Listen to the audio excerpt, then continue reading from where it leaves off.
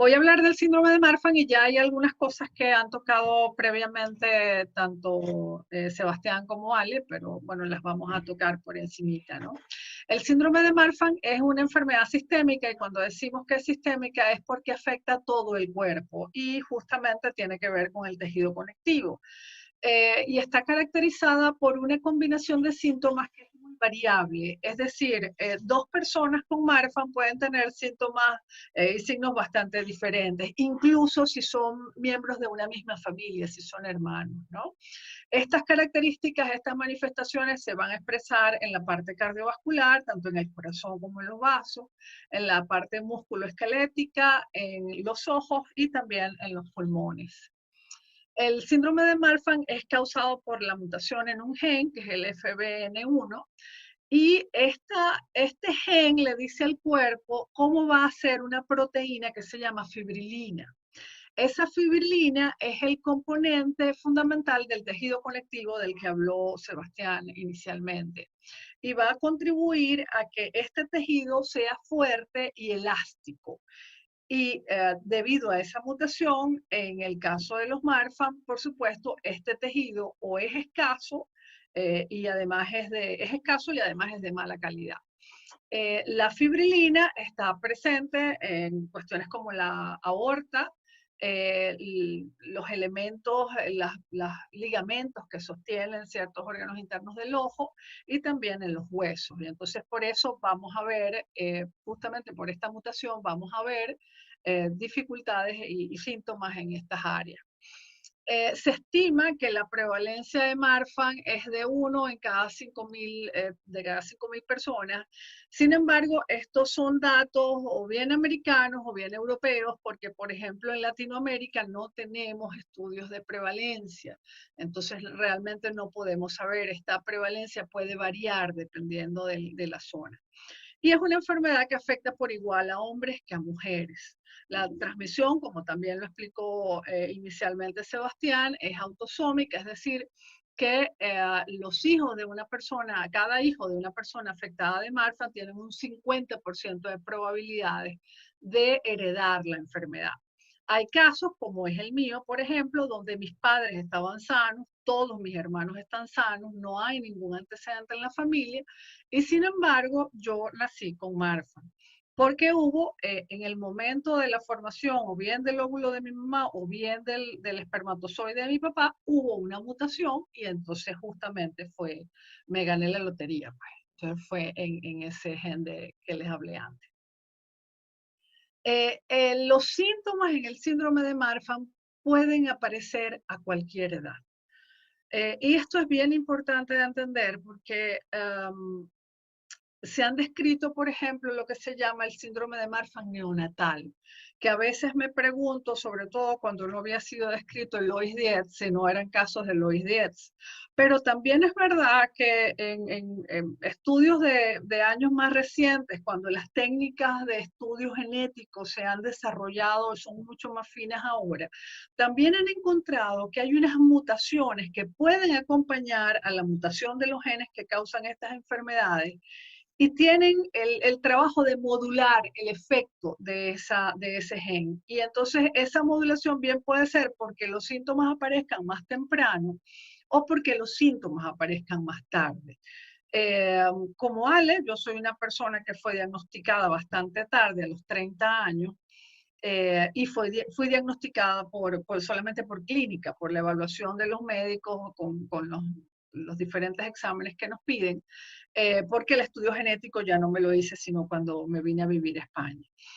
Sin embargo, yo no tuve dilatación de la aorta hasta la cuarta década. Yo tuve a los 43 años fue que se dilató la aorta. Probablemente, no lo sé, hay algún factor que hizo que yo estuviera protegida esas primeras décadas. ¿Okay? Eh, es muy importante debido a esto y a la variabilidad de síntomas que tenemos, el mantener el monitoreo médico, el chequeo médico. A veces algunos padres me comentan que cónchale, que todos los años o que cada 6 meses o que cada 3 meses.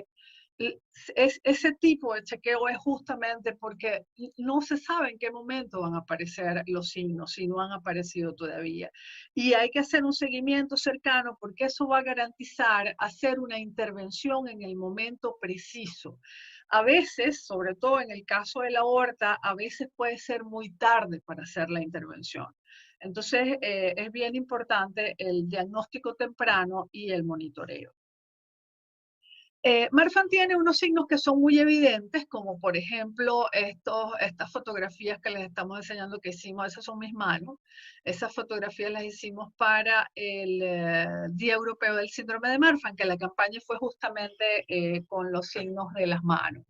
En la fotografía que tienen arriba a la izquierda, ustedes pueden ver lo que se llama la aracnodactilia, que es que tenemos unos dedos largos, delgados y que parecen como paticas de araña, ¿no? De manera anecdótica les voy a contar que cuando publicamos la foto del Mundo Marfan, una mamá dijo que eso era mentira porque su hija no tenía las manos tan feas y tan deformes. Y le dije, señora, son mis manos, a mí me parecen muy bonitas.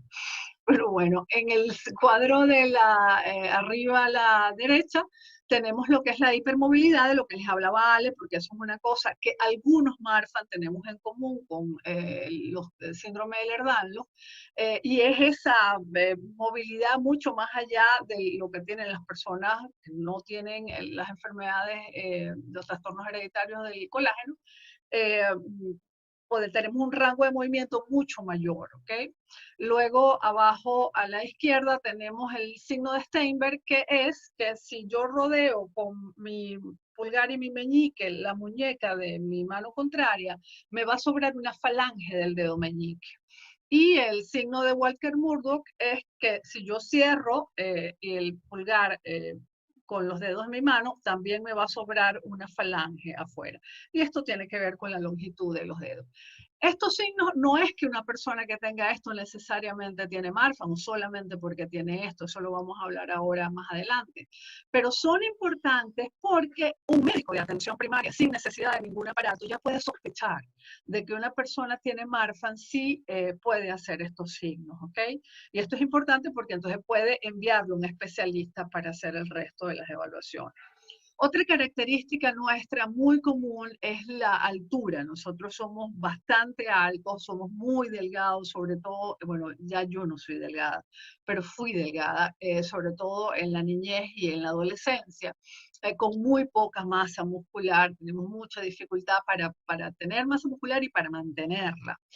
Esa altura es, como le decía, muy característica. En la foto de arriba a la izquierda, esa es una foto donde yo tengo 4 años y 8 meses y estoy con mis hermanas, que eran todas adultas ya. Y si ustedes ven, les llego por el pecho a mis hermanas, ¿ok? Y en la foto de la derecha, también en la parte superior, estoy con mi sobrino. La diferencia de edad entre mi sobrino y yo es de 6 meses. Y yo soy casi el doble de alto que mi sobrino. Otra característica importante es lo que se llama la brazada. La brazada es la medida, si nosotros extendemos los brazos, es la medida entre el extremo de una mano y el extremo de la otra. En una persona que no tenga Marfan, ese índice es mayor la altura que la brazada. En el caso nuestro, la brazada es todavía más larga que la altura. Otras características a nivel músculo esquelético es la escoliosis. Tenemos escoliosis, que es esas curvaturas pronunciadas de la columna, y también la cifosis, que es cuando esa curvatura va hacia adelante. Hay algunas personas tienen deformidades en el pecho, bien porque esos huesos se van hacia adelante o bien porque se van hacia adentro. Cuando se van hacia adelante, que es la foto del medio en la parte superior, se llama pectus carinatum, y cuando se va hacia adentro, se llama pectus excavatum. Pudiera pensarse que esto es una cuestión solamente estética, pero no es así, porque los huesos de nuestra caja torácica están ahí para proteger los pulmones y el corazón. Y cuando esa caja torácica se deforma, puede comprimir o quitarle espacio a los órganos y los órganos pueden tener dificultades para funcionar debido a esto. Entonces es bien importante cuando se ven estas deformaciones, pues ir a un especialista. Otra de las características de las que también creo que nombró Sebastián es la ectasia dural, que es la imagen de resonancia magnética que ven en la parte de abajo. En la imagen de la izquierda es una persona con ectasia dural, donde ustedes ven que el líquido cefalorraquídeo se mete entre los huesos que están allí, y eso es debido a que la dura madre cede. ¿Okay? Por el problema en la fibrilina. En comparación, que es otro también paciente con Marfan, pero sin ectasia dural, la imagen de la derecha, pues no tiene esos espacios tan abiertos como en la imagen anterior. Y también en el área de la parte musculoesquelética tenemos unos pies muy grandes. Yo quisiera tener una zapatería para mujeres Marfan, podemos hablar de ese negocio después. Que también además tenemos dedos muy largos en los pies, y lo que hablaba Ale, que mencionaba que podíamos tener el pie plano o simplemente que por la falta de sostén, pues esa parte del pie baja, ¿no? Entre otros signos, esa foto es de Javier y mía, para que vean la diferencia en los fenotipos. Yo tengo, por ejemplo, más la cara alargada. Javier tiene la mandíbula pequeña, que hablaba, creo que Sebastián también, la retrognatia. El paladar alto, que por supuesto no se ve en la fotografía, los dientes muy juntos y también como movidos, torcidos, ¿ok? Los ojos grandes de Javier, yo no he tenido hasta ahora, perdón, los problemas en los ojos, pero en estos ojos grandes que suelen ser muy patológicos se ven miopías con dioptrías mayores de 3. Yo conozco gente con 9, 11 de miopía. La ectopia lentis, que es que se los ligamentos que sostienen el cristalino son muy débiles y eso hace que el cristalino se mueva. Ojo que cuando esto pasa es necesario extraer los cristalinos porque la persona puede quedarse ciega si no se opera. También se ven cataratas tempranas, puede haber tensión alta en el ojo, que es lo que se llama glaucoma, y también es frecuente el desprendimiento de retina. Pero los problemas que no se ven a simple vista son los que pueden amenazar la vida, en el caso del síndrome de Marfan, como son los problemas cardiovasculares.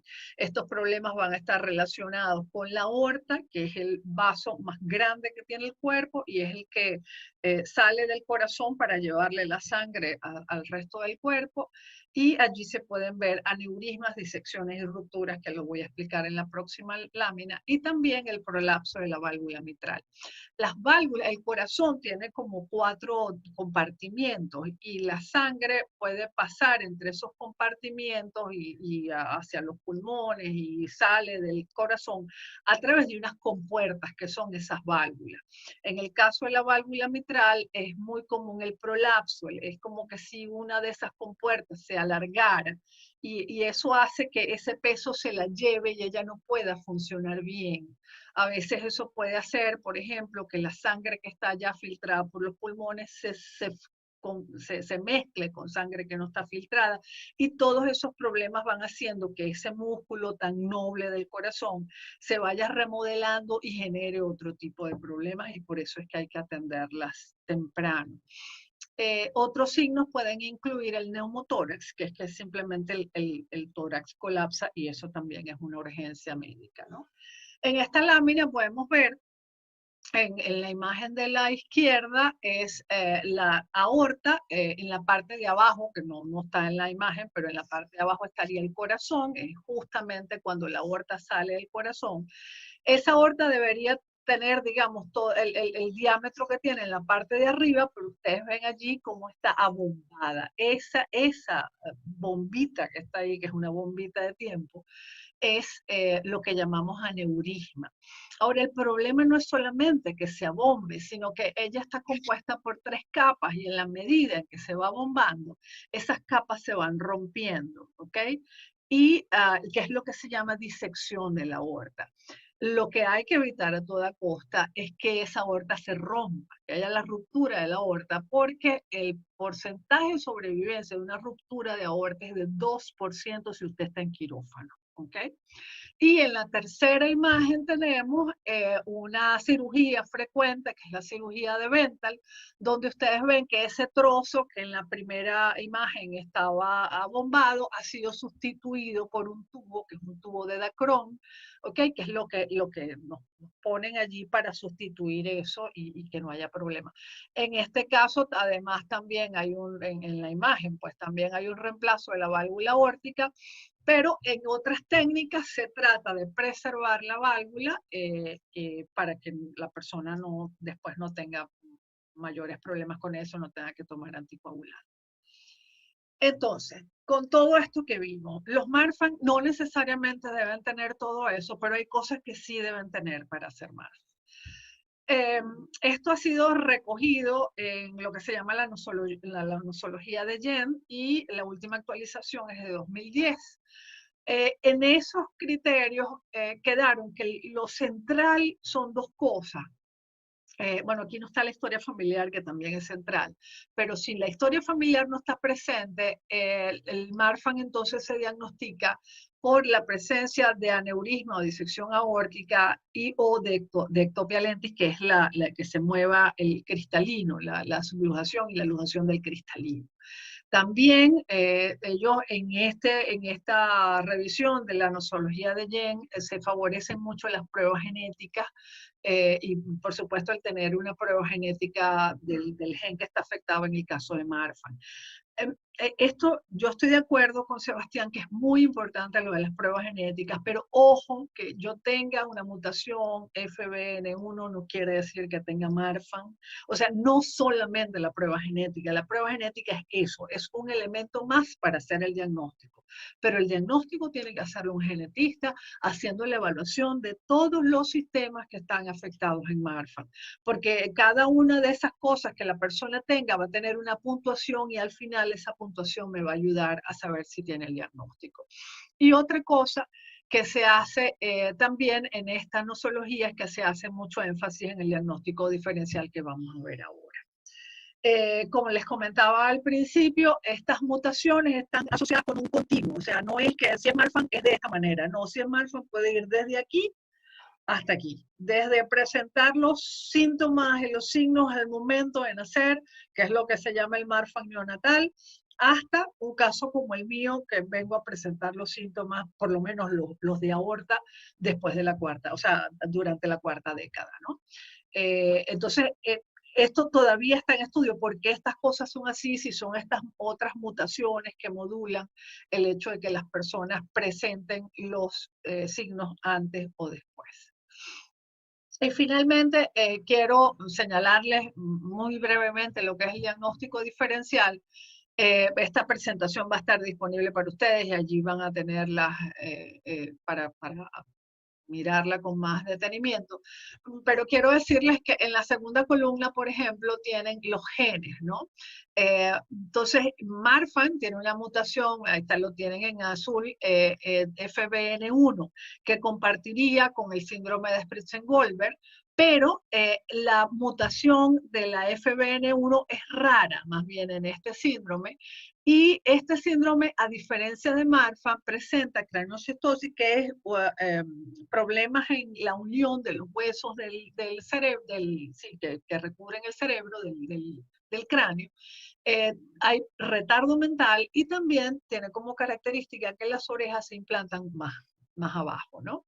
Luego también tienen el síndrome de Weimar-Casani, que también tiene mutaciones en el mismo gen, pero que tiene un cristalino muy pequeño, tiene dedos cortos y además el dedo pulgar es muy característico y también tiene rigidez articular que obviamente no lo vemos en Marfan.